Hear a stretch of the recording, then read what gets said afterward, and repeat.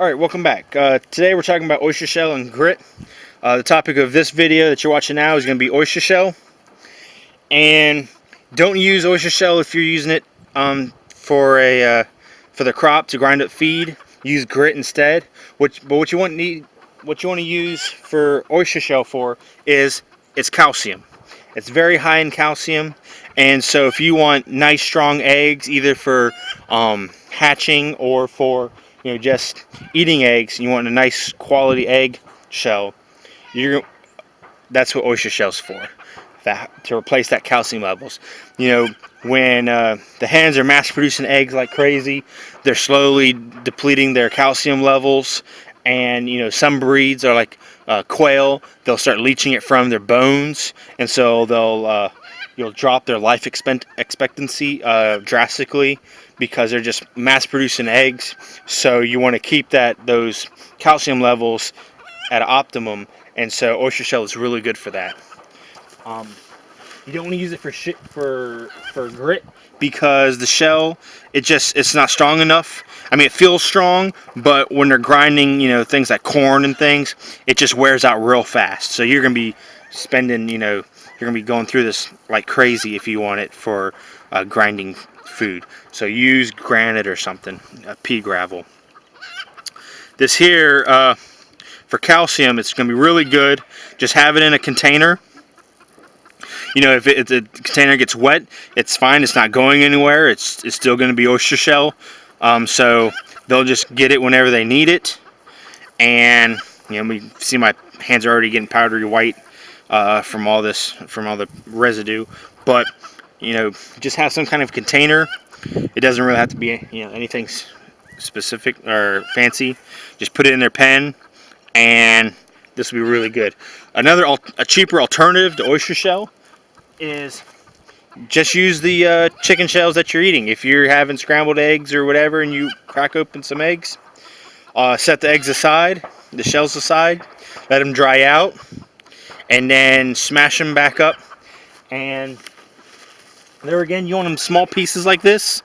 You don't want if you crack open an egg and you have the two halves, you don't want to just throw those two halves back out there because it still resembles an eggshell. So if you're throwing out halves, they will over time just start they have the risk of eating their fresh laid eggs if they want. So if they need calcium.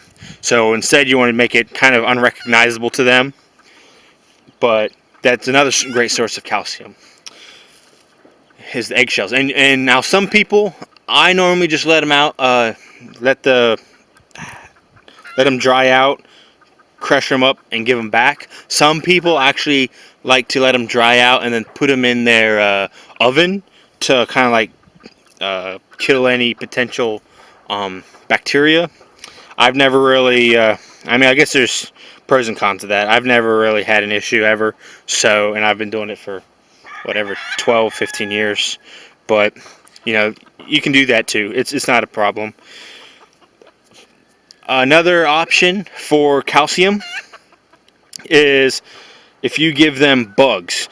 A lot of your bugs are going to be high 30 to 45% not protein, like 30% calcium, because they have that exoskeleton.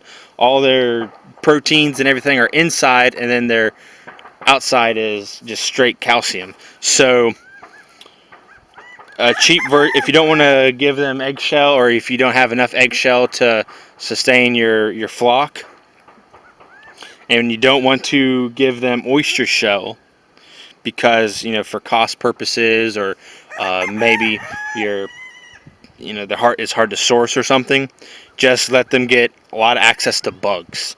If you're free ranging, you're not going to have this issue normally, just because they're going to get all the bugs they can get. But if you're in a pen system, throw in some bugs every so often and they'll be fine. So, but if you do bugs, just know you're going to need grit to help grind them up, help the birds grind up. So anyways, I hope this helps. If you have any comments, if you have any questions, comment down below. And also, I'm going to put in the description a link to the grit video on why that's important over oyster shell. Check that one out, please. And of course, please subscribe and tell me what you think. I'll see you next time.